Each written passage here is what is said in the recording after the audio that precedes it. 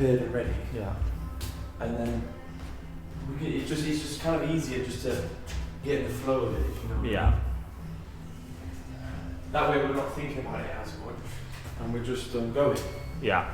It is really warm. It is red hot.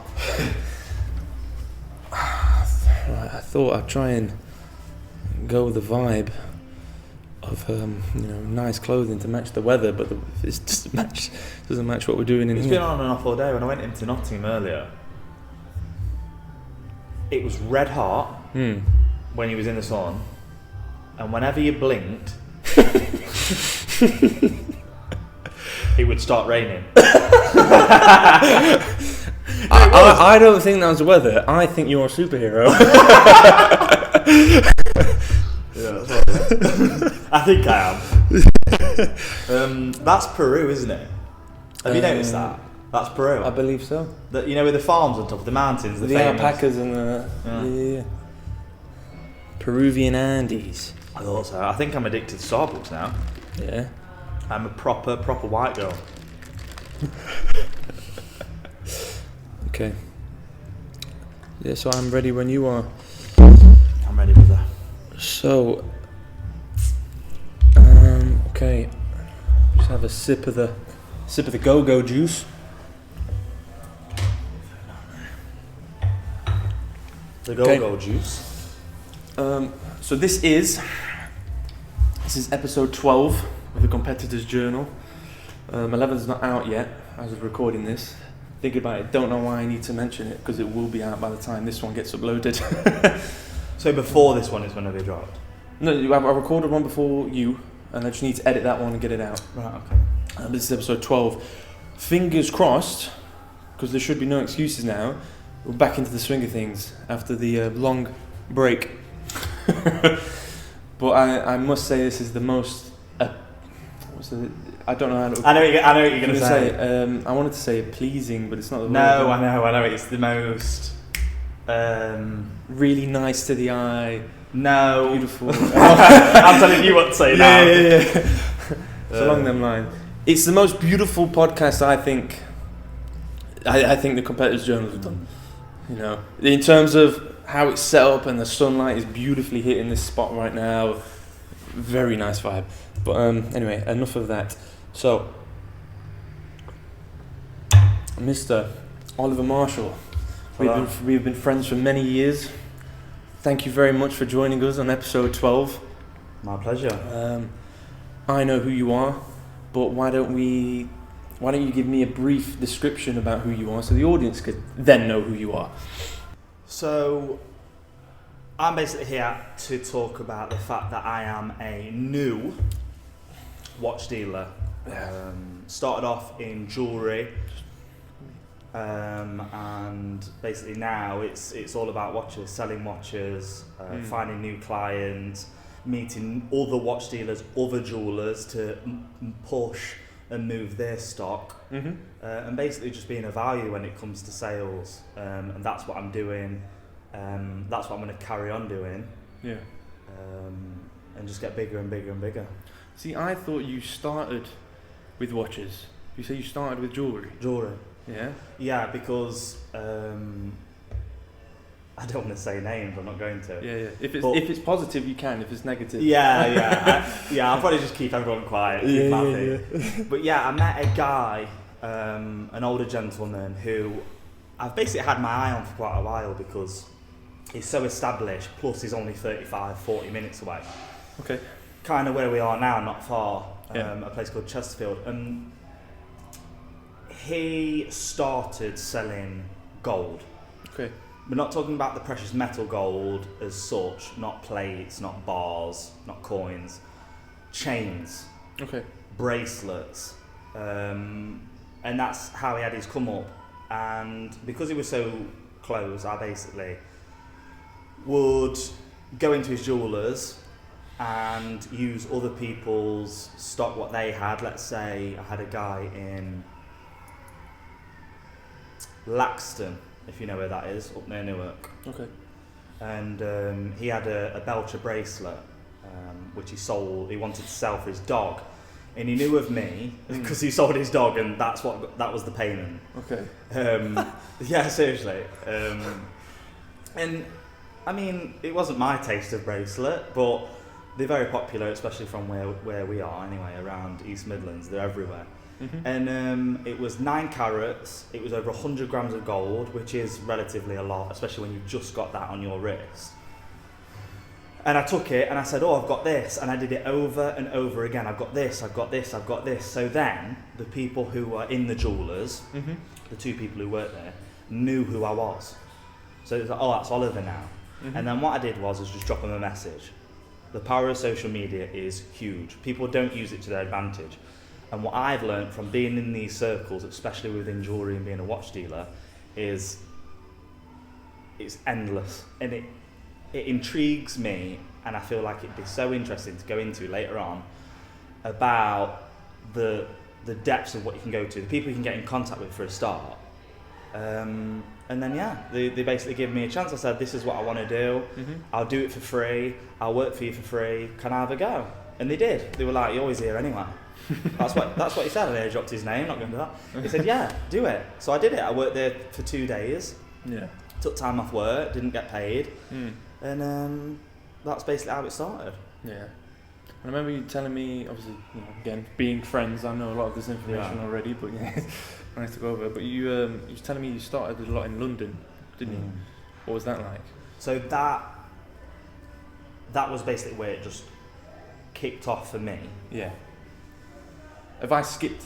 No, not at all. Okay. This is really the beginning of everything. So the reason I've got to be able to do something I've always dreamt about since we was on Xbox at 13 years old. Yep. It was always a thing. We always wanted to go into business. But I just love jewellery. And not just because it's flash, not just because it costs money and it's cool to have. It's nothing to do with that. It's the mechanics behind it. Okay. Yeah. It's how it's sourced. It's amazing. Yeah. So I went to London, and again, I didn't go in blind and just walk in. That's not something I do. I pre-planned everything. Right, how am I going to be of value? So these guys in London, the guy I work under now, gives me a chance and allows me to be of value for him. So I did the same. Messaged, I brought in 2 clients. One was a small-ish rapper from South London.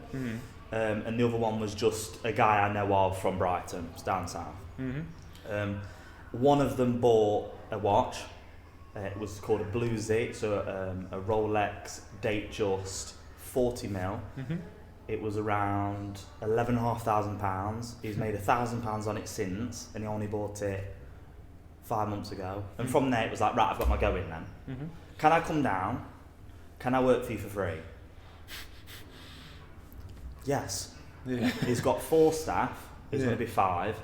I'm just going to be there. Yeah. I'm just going to be learning. I'm going to be getting content.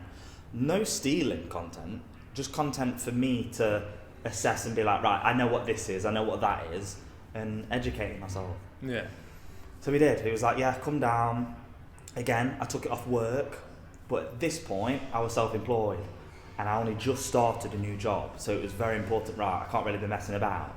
But when it comes to a dream and something you want to do, as we said before, there's nothing coming in my way. I really want to do it, and I'm going to do it. Yeah. And I had a chance to work with someone who was so established. He's done so much for me. He's such a helping hand. I could ring him now. He'd help me. He's a good guy. So I went down, and basically at the time, I'm thinking how to word this without getting in trouble. Had dramatic changes in my life. Okay. Moved house. You see how I'm going? Yeah. Moved house, so on and so forth. So money was tight. It was. Why did your voice get higher? It got really tight. No, but it was. And I got given a chance. And there was nothing stopping me. So what I did was I went to Asda, I bought a quilt, pillows. I went down. Thankfully, it was coming to summer. It was around... It was near my birthday. I remember it was start of May, end of April. Yeah.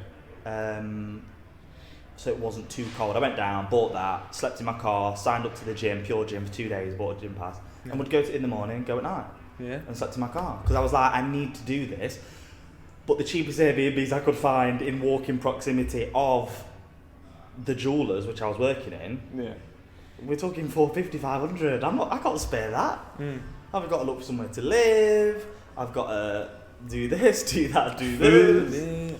So, he gave me a chance, and the guy I work closely with who does the same thing as me, independent watch dealer, doesn't own a jeweller's, just independent.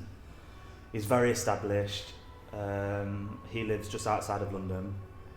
He ended up telling the guy I work for now, you do realise he's like not going to get paid from his job, and he's come here and he's been literally slept in his car and been going to the gym to and apparently, I don't know, but he was very surprised. He was like, wow, he clearly does want it. He clearly does. He's not just someone who, as a lot of people do, and I do understand, you see the Rolexes, you see the bracelets, you see the chains, you're like, oh my God, I love it. But it's a business, it's not as glamorous as you think. And he loved it. Took us all out to a restaurant called Carbone. Unbelievable. Did I rinse his wallet because he paid? Yes. And we went out in Mayfair. It was amazing. And he did that and paid for that. And that was automatically, you're part of the team. And that was it. And then ever since that, it's just been go, go, go. See, I admire, again, probably told you already, but I admire the way you go about things. Again, it's like you may start here with a dream, but then you probably always do what you're supposed to do, and then, but deep down you always want that, and however the fuck it may take you, here, there, and everywhere, back a bit, up and down a bit, you'll always get there, which I like. And again, telling me there is what the levels you will go to get what you want, which is nice. A lot of people don't want to do that. And I like how you don't stop to kind of get what you want. No. Again, obviously, I know who you are, so I know more to the story that you've just told. But it's nice to hear these things. It's nice to hear that you'll never give up. No, and that's what it comes to. And we've had these conversations, and I hope whoever's listening now can sit there and whatever I'm saying kind of resonates. And like, yeah, it's kind of, that's life. If you want something, you can't just say you want it. You've got to do everything you can to get it. Yeah. And in which we'll go further into later, but in my industry, being a watch dealer, you talk to the biggest hustlers. I've done this before. People who know me watching this know that when I was 16, 17, 18, I had extra sneakers. That was a brand I've now got rid of. I was buying and selling shoes. Buying them at this and reselling them at this. Because they were hard to get, but I could get them. It's only the same. It's just on a bigger scale. It's something I actually find interesting. Fashion, so on and so forth. Yeah, it's cool, but it's not a passion. We're watchers. Yeah. And I won't go into it, but future plans. It's something I love inside and out, everything about it. So would you say that intrigues you the most is the dealing part, the exchanges, the conversations, the pressure, the cheekiness, and all that crap? What it comes to is being a salesman, as you would. That's ultimately that's what it is. You've got to be a salesman, but you've got to be able to deal with pressure. I have now, when we last seen each other, I shown you. I don't know if I did show you actually. I've got a Patek Aquanaut. Okay. I'm gonna pretend I know what that is. a 5167/010. There you go. And it's a very sought after watch. It is heavily sought after. Everybody wants that watch at the moment, especially a lot of my clients in London. I have that watch for 30 days. I've got to come up with £53,000. £53,000 within 30 days, otherwise I owe it him. That's the truth. So what I'm saying is it's not, I can't lay in. Like, we've had these conversations, like I can't switch off, thankfully. I never switch off anyway. But you can't switch off and like, oh, do you know what, today I'm gonna No, I've got to schedule in taking my mum and my stepdad this morning. Right, we're going to where I'm moving, and we're going to go to this, and I've got to do this. I've got to schedule it all out because I need to make sure that I'm messaging clients, I'm doing this, I'm finding new clients. Yeah. And ultimately, that's it. That's what excites me. It's the whole start to finish of being like, I've got the start, which is the hard bit. Yeah. And now it's finding the client. Where's the client going to be? Well, you've got it at your fingertips. Yeah. Social media. Yeah. No one takes a message. That's what it's done for me. You message and they either reply or they don't. Yeah. Don't ask, you don't get. There you go. So, let me ask you this then. What warrants that watch being £53,000? So, I get most of the time and most of the things in the world, i.e. car and clothes, you pay for the name. You know, a watch is obviously a lot more intricate and goes into detail a lot more than a piece of clothing. But still, where does that price come from? Yeah. Well, I'll tell you. It starts at the mechanics, at what runs that, you know. Yeah. A quartz. Sorry, is it in your face? Right in my face there. Do you want to move the seat? No, it's okay. Okay. You sure? Yeah, it's fine.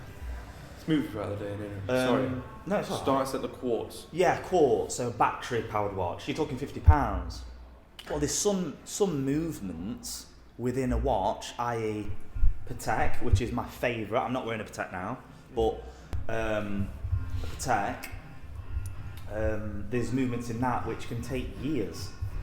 You know, people think, it takes a few months to make a movement inside of a watch. No.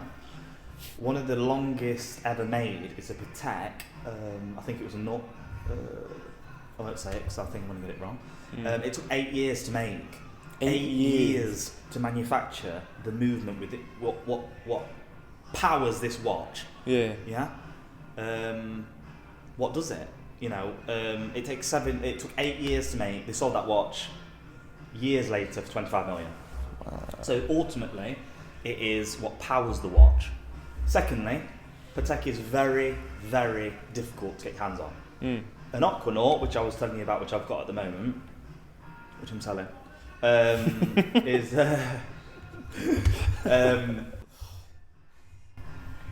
firstly, like I say, precious metals. You know, what is it made of? Is it platinum? 18 karat gold? Is it white gold? Yeah. So on and so forth. That's number 2. Number 3, it's about the scarcity. You know, the control of the watch. How many did they make? You know, how much are they wanted? Patek, why people love Patek, not only that it's owned by royalty, you know, the Queen had one, is the fact that it's owned by the Stern family. Family owned. You don't find that in luxury brands anymore. You know, name a luxury brand, I promise you, it's owned by loads of shareholders. So number 1, they're not pressured by shareholders to make, I need to make this watch. Like 50 copies of the same thing. Like 100,000. 100, yeah, I don't So- know, 50, that's kind of not a lot. Sorry, yeah. They can control, that's what I'm trying to say. So Patek can control the distribution of the watches. How many do we make? Well, we're only going to make 100 of this watch. There's no one telling them otherwise besides from the family members. Yeah.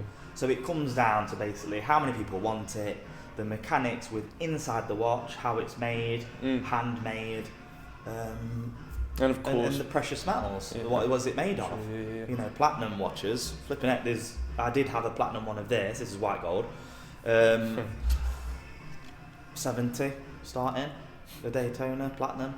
So you know, it's and how many do you make? So yeah, it's interesting. But yeah, that's basically what warrants the price. Yeah. It's fascinating, isn't it? It is, but it's what's the word? I can't remember off the top of my head now, but it's supply and demand. Supply and demand. You know, how many are you making? How many are you distributing? Yeah. When I think, again, a lot of the stuff like designing and crap, it doesn't really interest me anymore. It's, again, like, I used to be all, gotta have something on it, so I know what it is. This is Primark, this is Zara. Yeah. And it's like, you wouldn't tell if you don't know. I love blankness now. So I'm not crazy about designer anymore. But I think watches is almost the one thing that feels to me worth it. You know, I get the price is so high, and you know, but it's still it's like worth it because it's timeless and it's smart and it's classic and it's not too showy. You can get them stupid ones that are covered in rainbow diamonds and all that stuff. You got me. But I really admire the watch. Fuck yeah! What is it? The watch culture, the watch brand, the just everything about it. There's so many brands. I could name you loads now. Yeah. It's to your taste. There's different brands. You know, Patek are very sleek, very demure, very hidden. You know, you would never notice that is £53,000, 100,000. Yeah. I've seen one. I've got a photo on my phone of one a friend in London sold £435,000. You know, it's like almost 3 of my houses. So yes, but what you need to understand is what a lot of people don't see it as. Oh, it's just a watch. It's only a currency exchange. You're exchanging currency. That £53,000 in your bank right now is in a bank. It's digital. You can't go to the bank right now and take that out. Yeah. I mean, maybe. Depends what bank you're with. Definitely not my bank, aren't it? Yeah. You're putting in something physical. Yeah. You know, this watch what I've got on my wrist right now, this retails at, I believe, don't quote me on this, around 17,500 to 18,000, I think. It's £29,500 now. Wow. So if you bought that watch at retail, which, I mean, very difficult to do, but on the grey market where we sell, independent dealers, jewellers, we always save more than a dealer. That's why people come to us who are educated on watches, because we save more. You understand that if you invest into a good watch, a good precious metal watch, a highly sought after watch, that money ain't going to go anywhere. Yeah, you might lose £1,000. I'm not going to lie. You might lose £1,000 over 10 years or 5 years. Still wear it. It's not going to lose any value because you wear it, by the way. You've always got that money. As long as you don't lose that watch, you've always got the money. It's just a currency exchange. So really, there's no negatives unless you go to someone who doesn't know what they're on about and tells you invest in a... I won't say that watch. A land dweller, Rolex. Because you're just going to lose money. You're just going to lose money. It's funny. That's like one of them things where only people in the watch industry will go, yeah, right. Everybody's like, land dweller. I'm like, oh, land dweller. No, land dweller. So do you know, most of the people that buy watches, but again, I don't know if I'm talking generally or just people that you sell to, are these people wearing them? Are they putting them in a bank vault and storing? Because it's really an investment over than a showy fashion piece. It is. It's a wearable investment. That is exactly what, when you invest in a luxury watch. Yeah. People do wear them, yeah. But people still wear them, yeah. You know, you do what you want to do with it. I can't really say would I or should you. Yeah. You do what you want. But I would advise to only wear it on your best occasions. Do not be wearing it walking around Manchester, Leeds, London, Brighton, Nottingham on a daily basis with, let's say, a starter would be around £6,000, £5,000 of Cartier Santos. Anything above that, I think I wouldn't be wearing it as a daily. I'd wear it on your best. Be proud of it. Don't just be wearing it. You know, that's something you've earned. You know, that's something when you walk into a meeting, in my eyes, you've already won. Yeah. You've got a piece on your hand there, which, you know, safety deposit box on your wrist. Yeah. You have though, and that's how we see it. And whenever I meet with a client, that's what I put it across as. Yeah. You know, status, luxury, and an investment. What's not going to disappear? So now as well then, obviously cars, they are famously known for depreciating value because they're used. Why are watches different? Like you said, if you can wear this watch and it still hikes up the price, how come? The more it gets worn, you're more going to get scuffs on it, using it. How come they don't drop in value? Famously, the more you polish a watch, the less it's worth. Yeah. So, wearing a watch, because people who buy these watches, it's very rare that they're going to be wearing them on a daily basis to where they even look used. Yeah, yeah. Do you know? They're not. They're not. Yeah. But again, it goes to supply and demand. There's not. I can't remember. Oh, actually, last weekend. I was going to say I can't remember the last time I saw someone wearing it. Last weekend. Again, that's all I'm going to say. It's supply and demand. It's the fact that you go and get a Range Rover Evoque. Yeah. Nothing wrong with them. Yeah. A Land Rover Discovery. A Mercedes CLA. They're losing value because you can get one like that. Yeah, again, it goes back to the big fucking corporation. If they're going to make 500,000 Range Rovers, of course they're going to lose value over 1,000 watches. Yeah, and they do make loads. They've made loads of Daytonas. They've made loads of Land Dwellers. They've made loads of GMT Masters. Yeah. They've made loads, but it's the fact that they never really moved. You know, there's not that many to see one every day like you see a Range Rover. You know, today you've passed... Probably 7 I've not even realised. Of course, but that's only 7. Yeah. And all these 7 people, one might live in Notts, there, Sheffield, wherever. Yeah. So that's the whole thing. It's all supply and demand, it really is. Yeah.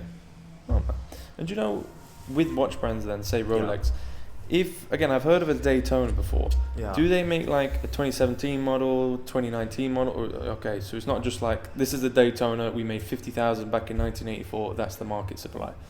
No. They'll continue to just... They do. It's like cars where they make them every single year, depending on what model. Yeah, they just make them every single year, and that doesn't mean that there's...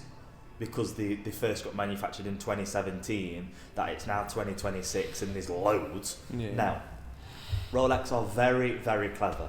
As all big luxury brands are, that's why they're successful. They're not just going to pump out loads and then think, oh, we'll release too many. It's all strategic, it's all heavily planned. And very highly educated. Just maybe not the people who work in the stores. That's they're not. Sorry, they're not. Yeah. Right. Would you again coming into this new? Why are Rolex the top dogs for a reason, or is it? Do I think they're the top dogs, or is it just pure marketing? That because I feel like Rolex is the most famous watch brand, isn't it? When you think high class watch, you think Rolex. Even though there's boys out there that do bigger, crazier ones. Again, is it just marketing in terms of Rolex? This is again, it's hard to know what to. For example, you can tell me everything and anything about watches, but for a complete newbie, it's hard to wrap my head around still. Yeah, Rolex, they've got so many variations. Their marketing is absolutely unbelievable, and they've got variations starting from, less than, let's say, £5,000 to $1 million for one watch. So that's why Patek, you're not finding one under, I don't want to say a figure because I'll get beat up tomorrow in the office. No, I won't tomorrow because I'm not working tomorrow. Monday. You won't find one, let's say, under 30 grand. You won't. Unless you get one for retail, but you're not. You can. I'm being negative. You can get a Patek from retail, but you've got to have a minimum spend of, let's say, £100,000 with them, and they'll choose which one they give to you. So that's the benefit about coming to a watch dealer rather than going to an AD, because they choose what they give you, and it doesn't mean that you're getting it for the right price either. So So, how long you been in now? Would you say? You said the watch dealing? You said about summertime, didn't you? When you? I don't even know. Probably about properly. I'd say not even a year. Not even a year. But knowing and self-educating myself, flipping out for a long time. For a long time, because I always said, and I think I said it to you years ago. I've said it to past people I've shared time with. Loads. I say it to everybody. It's like, how am I going to be? I used to say jeweler because I thought a jeweler was a watch dealer back. How am I going to be a jeweler? How? I've not got £1 million. Nothing works like that. Nobody's looked at anything in life, and this is such a typical excuse, and I used it for such a long time. It's like, yeah, but I ain't got that amount of money to do it. If you're buying and selling something, there's always a way. Yeah. Anything you do.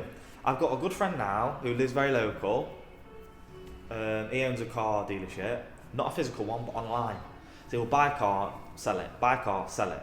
Exactly the same as me. Yeah. He found a way. Yeah. And it's becoming a value for people who are already a value, and then them going, do you know what, I'm going to give you a shot. Yeah. And that isn't, there's nothing wrong with that. Mm. You know, a lot of the people at the top have done that. It's, what I've realised in business is how do I be a value? And it sounds maybe not great, but it is true. Mm. People who have succeeded in life and doing really, really well, and I can name many, especially in my industry, they're not, you know, yeah, you can be friends with them and sure, you know, whatever, but when it comes to business, if you're not a value, why would they give you the precious time? Yeah. And that's the same as you with your business. If it's not going to benefit you and it's only going to take your time, people's time's precious. I think people look past that a lot of the time. They think that, you know, give your time to everybody. Don't do that. Your time is everything. Yeah.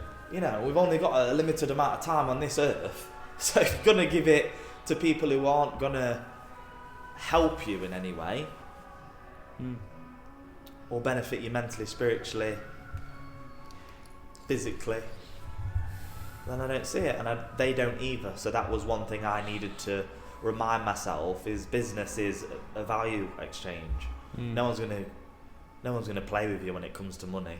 We've watched enough documentaries. We've watched enough TED talks, podcasts about, you know, big businessmen. They don't do that. That's not a thing. That's what I've struggled with here. It's why I've took a longer break than I should have. Yeah. Is because I'm in my head too much and I'm thinking, you know, oh yeah, I'd love to get this person on and that person on. It'd be great to talk to, and you know, I'd love to learn the things about that. But then that's all me. It's what can I actually offer them?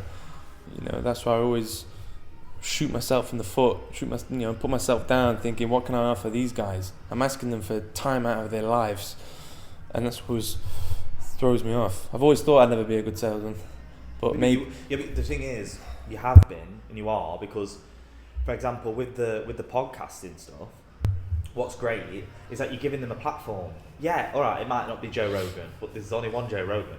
Yeah. Do you know what I mean? It might not be 100 million views a year, 1 billion views a year, but it's the fact that you're getting a platform, and a lot of people want to get it out there, because it only takes, and remember, and this is what I have realised from people telling me this in my game, is you do realise it only takes 1 second, one person to change your life forever. Yeah. You might message one person, them come on, and that's it. They might find someone who clicks on this video, giving them a sponsorship, giving them an opportunity. It's just about reach. Yeah. How do you, in yourself, because I always feel like I know exactly what to do and exactly what to say, I know, but it's almost like I don't take my own advice. You seem right now, at least the position you're in, that you're taking your own advice. What do you think the difference is there? What do you think that taking that step is? Do you know what I mean? Flicking that switch. How do you flick that switch? I can tell you mine, and it's losing everything. Yeah. Everything you thought you'd have forever. Yeah. Genuinely. And I've said this to you before, and it is true, and I think people watching this would agree. It's kind of like when you're comfortable, and when you've got everything together, which I did, and then it gets taken away from you, whether that is, it can be anything, anybody's scenario. You lose something what means a lot to you. Mine was everything. Yeah. House, this, that, everything. Won't go into it, but yeah, you know what it was. That changed me forever, and it does. And I think that's why I always say, I said to Mum today, I say to everybody who ever asks me, you make many mistakes in life, and there's something you say to them. You make loads of mistakes, but the thing is about making mistakes is that you can only learn from them. You either learn or you don't. The thing is about me, I've made that many mistakes and never learned, and then this one was the biggest, and that's what makes you grow up. I'm just very grateful that it was so early and not later on in my life. Yeah. So I can only be grateful I don't regret a thing. But that was the turning point. And I think that's everybody's. It's when you hit a wall, you know, whether it... I'm trying to be careful what to say, it's so funny. Oh God, PR manager. What can I say? Yeah. Can I say that? No, but it's true though, it's true. What? My cock's out.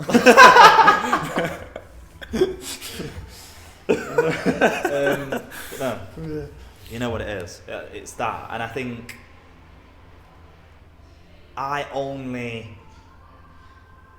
now I try, it's cliche, but I try to move with purpose rather than just moving with pleasure. And you do, especially living in this world where there's pleasure just at your fingertips on your phone of doom scrolling. Yeah. If you move with purpose, everything has a purpose. You know, why am I doing that? Well, it's because I'm going to get that, or I'm going to receive that, or I'm going to make that person feel good. Yeah.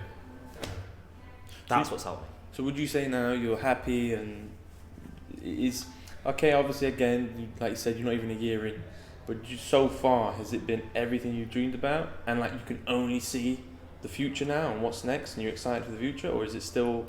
It's still so early days. Yeah. You know, you took some of my mentors now, one I'm taking on board soon up in Edinburgh. He's been in the game 15 years. Yeah. So that in itself is...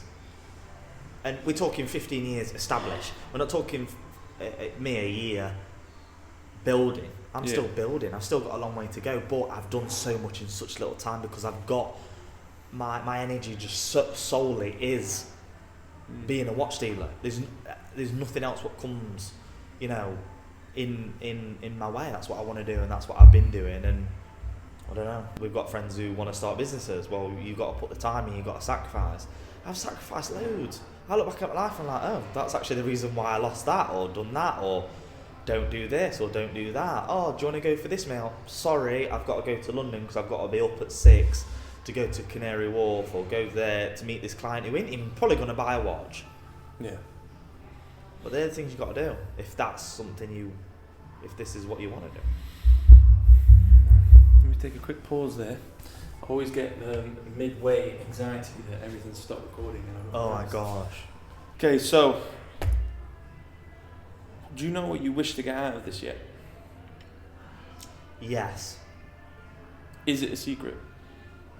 For example, is it going to affect anything if you spill the beans? Nah, not at all. Yeah. Not at all. Like I said, I'm in early days yet, and I don't want to come across like I'm speaking like I've done anything. I haven't. I'm just building. But I don't know. I don't look at things for money. I don't look at things for like wanting to get money at all, because it's when you're doing something you genuinely love, you don't. In every other business I've had, i.e. when I was doing something else a long time ago, I did it for money. I wanted money. And the thing is about that, and I'm quoting someone, I won't mention I'm quoting because, oh dear, we'll get cancelled.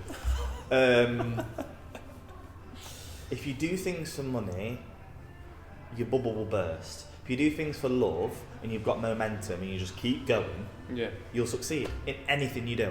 Yeah. If you love it and you've got momentum and you've got drive and you just keep going and don't give up, I genuinely believe the differences between a successful person and a non-successful person who's achieved in something they are in, an industry they're in, is the fact that he didn't give up. I think that's all it is. I think it doesn't have to do with, I mean, of course you've got to work hard, of course you've got to be educated, of course you've got to do this. Yeah. But what I'm saying is solely, because it doesn't matter how talented you are, how hardworking you are, how thinking, the person who don't give up and does 1% to the person who does 50% and then gives up, they always win. Yeah. It's as simple as that. And that's kind of what I'm following this guy. Yeah. Do you know what I mean? It's slow motion is better than no motion. Yeah. Simple. Because I've always, I believe, I mentioned in the very first episode, I always hear a lot of people talk about consistency is all it takes. But I truly believe that there's something missing there. It's not that simple. No, of course because not. Again, you can just be consistently shit. You know? That's what I mean about the education. Yeah. You got to educate yourself. Well, there's a quote, something about knowledge is basically useless unless it's applicable. Correct. Yeah, I can know absolutely everything there is to know about dinosaurs. When am I ever going to use it in my day-to-day life? Correct. And we have implemented this in life. For example, me. Yeah. I've never been bothered about sport. Mm-hmm. And one of the main reasons why I've never been bothered about sport, I'll watch it. Yeah. But the reason why I've never been passionate about sport, what's it doing for me? And I have always said this. No one can tell me I've never said this because I've been saying this since I was in my teens. Yeah. What does it do for me? It doesn't pay me. It doesn't do anything. Yeah. So I'd rather put my energy in something else. I don't want to be at a football game, no offence, crying that my team's just lost. Well, I'm not getting anything for it. But I get it because, you can be passionate about something. I am. Do you know what I mean? But I put it into something I love. If that's football, then that's fine. But I'm just saying that's never been me. Yeah. So yeah, that does definitely apply. Yeah. But no, it is nice to see though that you, again, I know you seem to go here, there, and everywhere, but you've always kept that same thing. It's almost like you've always been scared to try it, because you always do the safe thing. I've known you. You've always had them ambitions, but you've always done the safe thing. What would your advice be to somebody who's trying to get out of that? In my opinion, do you even think you've done that, first of all? I do now, yeah. Yeah? I do now. Because me seeing it, I'd say you have. Yeah. You've always gone, like for example, I want to get to the moon, but an office job actually pays the bills. We've been saying this. Yeah. It's just risking it, and I think risking it early is like a safer bet. Yeah. But risking it at any age. Yeah. It's just doing it. Just do it. And it's so... Everybody says just do it. Yeah. Nike. But it is literally just that. It's just like finding a way. I mentioned about using social media. People talk bad on social media. I did. I had friends who do. Family. But it's like, man, I have made some connections off of social media. Yeah. Which have changed absolutely everything for me. Yeah. Absolutely everything. For example, I'm going to the south of France. Yeah. For my birthday. Okay. And I've been in, again, PR friendly. I've been invited to go to Saint-Tropez to go to a networking event at one of the most established hotels ever. Tuxedos, watch dealers. What? Louder. Oh. Watch dealers, so on and so forth. So it's a massive networking event. I am being paid to go. Yeah. That is from a message and getting to know somebody and just being of value. It's like, yeah, come along. Yeah. We've got this club. Get you in. They followed me. I'm in the club. We're on the group. We're like, this is what we're going to do. These are the plans. We'll come over. I'll pick you up from Nice airport. Boom. Yeah. That's the power of social media. It can change everything. Yeah. It really can. It has done for me. And I don't know. I noticed that something along them lines is like when I wasn't doing this, as in the podcast regularly, people just stopped asking me about it. Yeah. The opportunities never arose, because I wasn't putting myself in them positions. Nothing was zero. It completely went flat. Nothing. When I was doing the podcast, a lot of my guests were people that just offered to be on. And then there was like, if I'll come on, and I know a guy you can talk to. It'd be great. It'll give me suggestions and stuff. The second I stopped, nothing. And it's really interesting to see if you just put yourself in the positions, i.e. you send the right messages to the right people. Don't ask, you don't get. Of course it is. But people look down upon that. They think it's some type of weird thing you don't do. You don't message people you don't know. Yeah. No, you don't go up to people and speak to people you don't know. Yeah. Unless you've got something, or you. If you saw LeBron James walking into Starbucks, you'd walk up to him, wouldn't you? So why don't you message him? What you do though, you drop a message. I have to one of the biggest streamers in the entire world. He's read it. Yeah. Well, guess what? He's seen my brand logo. So the next time he sees it, he might go, I've seen him before. Where have I seen him before? Yeah. I mean, his head. It's like anything. McDonald's are perfect for it. Yeah. Starbucks, KFC. You see colours. You see them subconsciously, not actually. Yeah. Not. You don't actually see it, but you think. You look at red. You look at yellow. You see them everywhere. They're on every single Starbucks, Costa. You look at these. Think, where are they? Well, they're on the main roads coming out of main cities, towns. Strategic. Yeah. That's just the way it is. So I'd always drop a message if I've got something and I feel like I could help someone. That's exactly what I'm gonna do every time, and I think everybody should do that. If you've got an online business, I think. So, with you now, Right. because obviously the world is shifting. How are you like doing business? Would you say it's very similar to the old school ways, or is it completely changed? For example, we tried to. Me and my father was looking at cars one time. Went to Mercedes, and my dad's old school.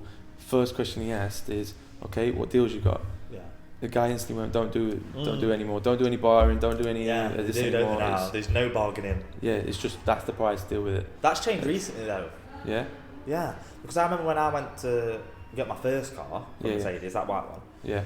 And he did do a deal. It was like, I can take this off and take this off. Okay. And it'll give you £20 cheaper a month. Yeah. Now they don't do that. No. They don't do that. They're like, this is the price, mate. You either want it or go. Yeah. So is that like affected? Because for me, I'd say you're kind of this old school guy. From what I've seen, you've never been shy. You've always been talking to anybody that comes your way. Do you think again? Have you had to adapt the way you change now, or is that still? Do you know what I'm trying to say? Do you have to adapt the way you talk to people and how you approach people for this new thing because 100%. The time is changing? 100%. Yeah.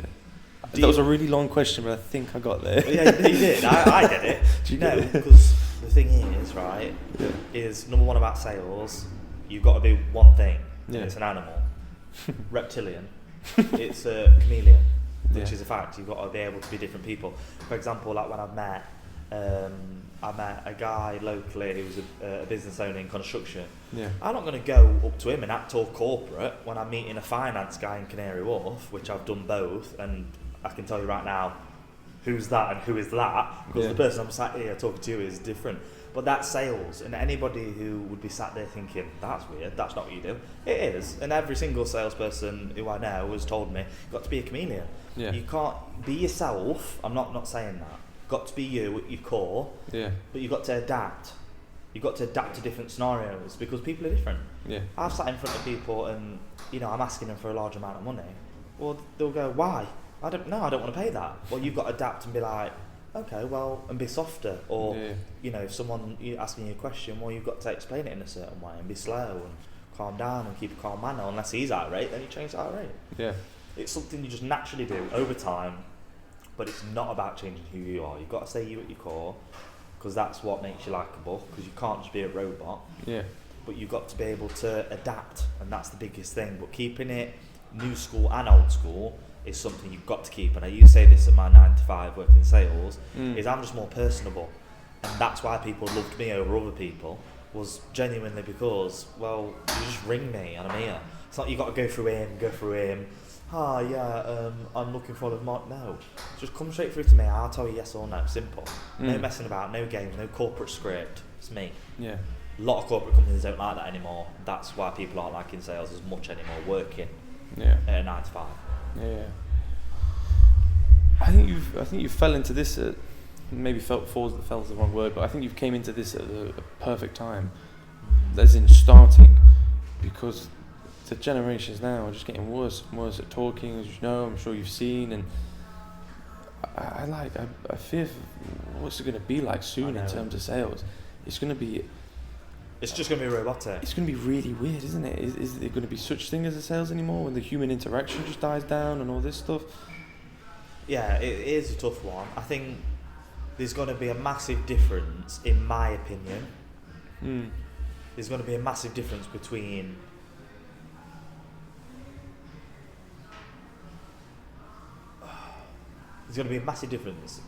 like an entrepreneur and a worker.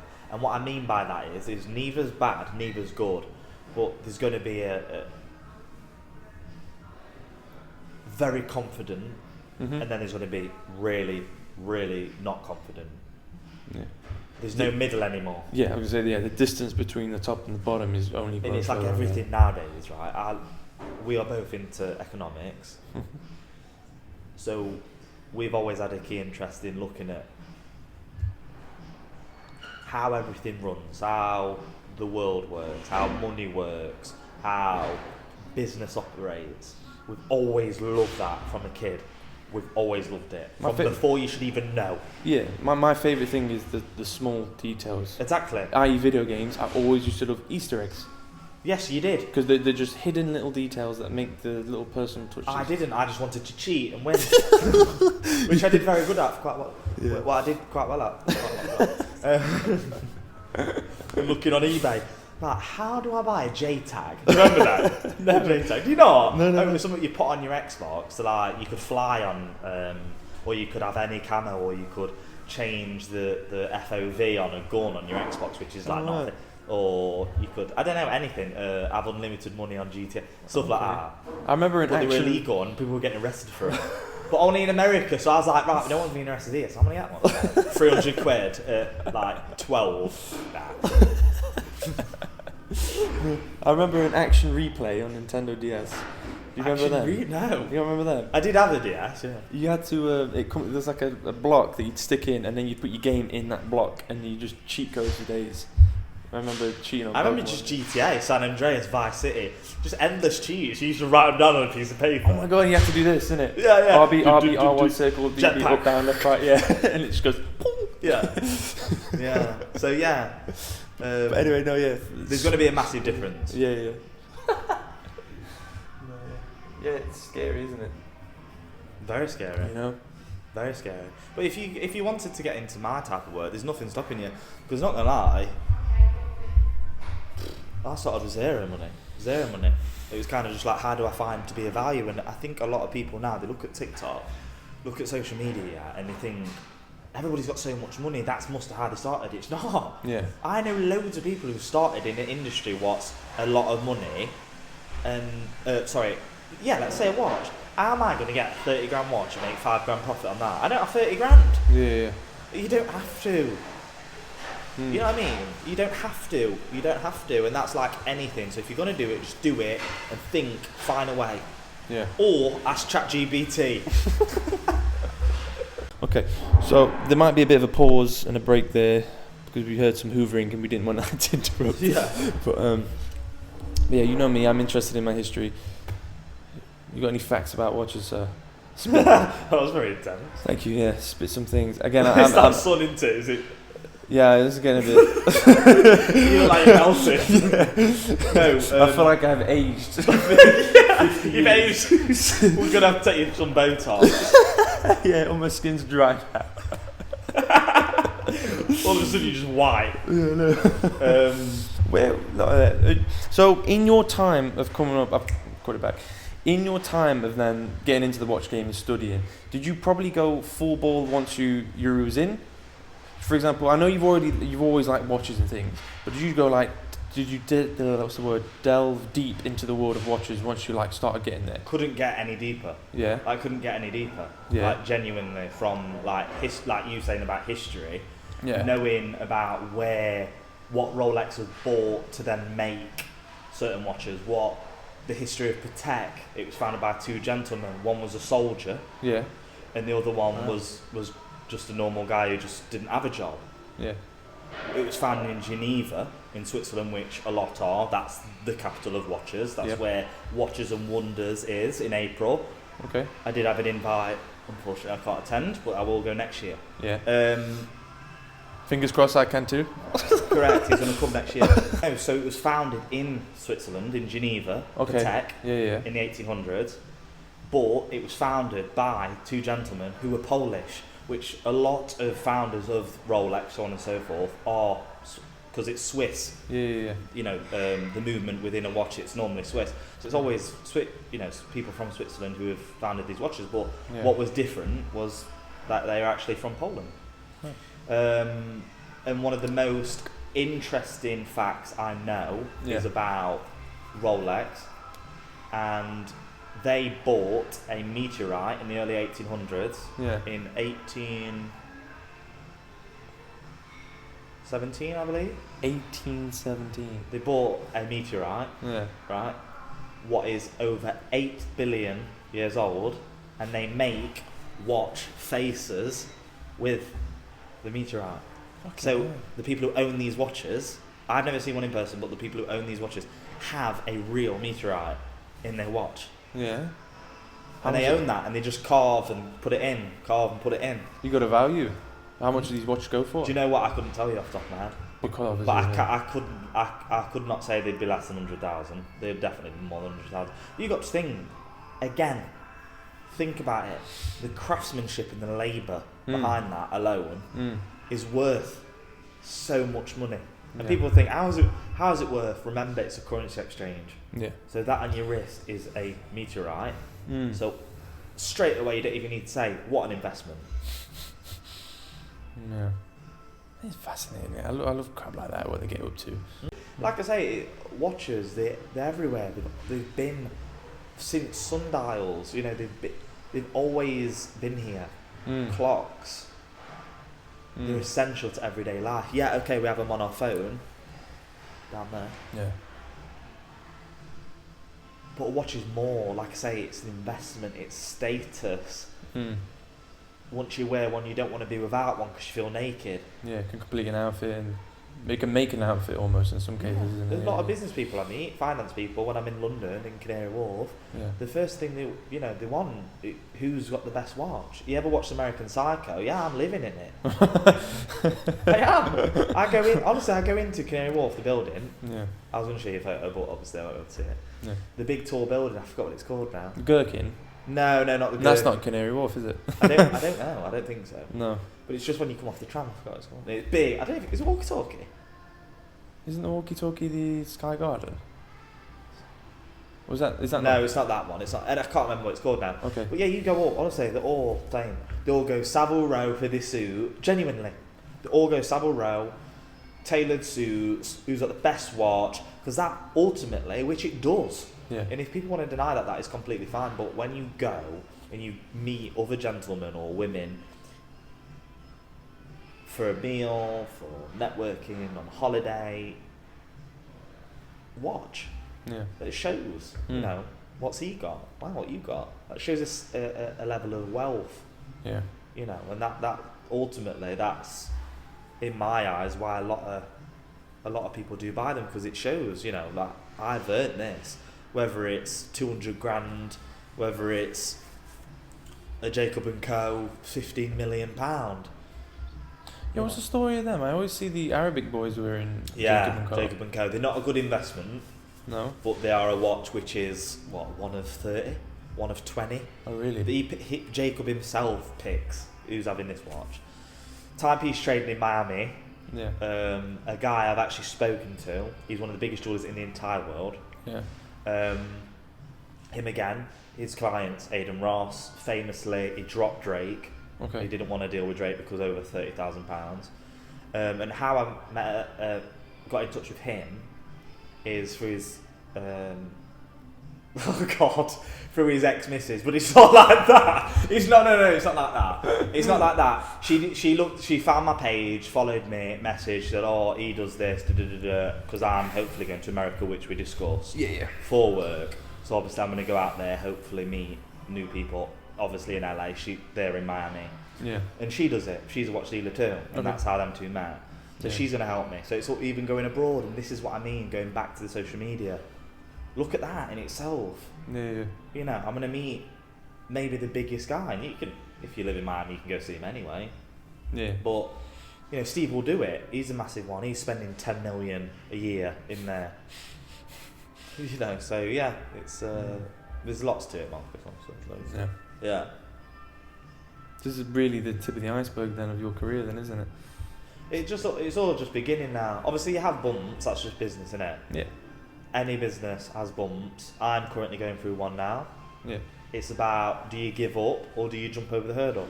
Yeah. Thing is with me, I found what I want to do and what I love doing. Yeah. And that hurdle is I'm not even jumping over it. Yeah. I'm getting that guy to run it over with a truck. Get it out of my way, I'm running straight out. Yeah, I think we'll call it. I've really enjoyed this one.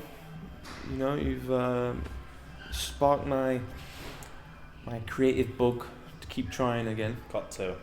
You know, Got to. you are a very fantastic motivator. You know, you always have been for me.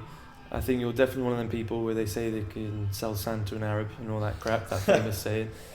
Yeah, they do say that, which is so weird, because why would an Arab want sand? Yeah, sorry, I know, sorry. But no, I appreciate what you give me, in a sense. You know, I feel like with a lot of my friends, it's almost like they always give me rather than I give them anything, you know, and you're a very good prime example of that. Is I feel like the way you talk to me and help me and get me through these things that I might struggle with is, you know, it's almost like it's not reciprocated on my end. So I don't know how I'll ever thank you one day. I love it. Even coming on here, you know, and when this is going through a rough patch, you know, you've been one of them people to come and save the day. So thank you very much for coming on. It's been a pleasure. Again, it's got to be the prettiest episode we've done yet. Yeah, prettiest boy we've done. Do you know what? When you were saying it at the start, I was going to say something really sarcastic, but I know there's some people who'd probably watch this and go, "Oh, you know what it's like." I was going to put two and two together. But no, man, yeah. Thank you for coming on. Thank you for making episode 12 happen. Thank you for sharing your insight. I know we're going to see each other more, but I hope you come on here more. Of course, well. And we do more. Definitely. Like you said, I know you might be in America next time I see you. You might be in Mozambique next time I see you, but I might be dead. We're in a day and age where we are easily connectable. We can connect with anyone, anywhere around the world. People just need to understand that. Yeah. But no, honestly, thank you. Thank you for being a friend. Thank you for coming on. Again, everything, man. I don't know how I'll get you back one day, whatever it may be. Maybe I'll buy a watch off you. Yeah, buy a watch off. Yeah. Well, hopefully I'll be at a point where I can give you one for free. Hopefully I'll be at a point where I can even afford one. You won't have to give it for free. No, I'll give you one day, maybe. But no, man. Thank you very much. No, my pleasure. I've loved it. Yeah. God. Good. Can't remember what I said. I hope I'm not going to get in trouble. But You'll see before it gets uploaded, man. Yeah, we'll be okay. Put it up. But yeah, no. It's been episode 12. Thank you very much for watching. Thank you very much, sir. It's been a pleasure. Donald Trump. I'm recording. Cool. Thank you again, man. No problem. Thank you to our host, Starbucks.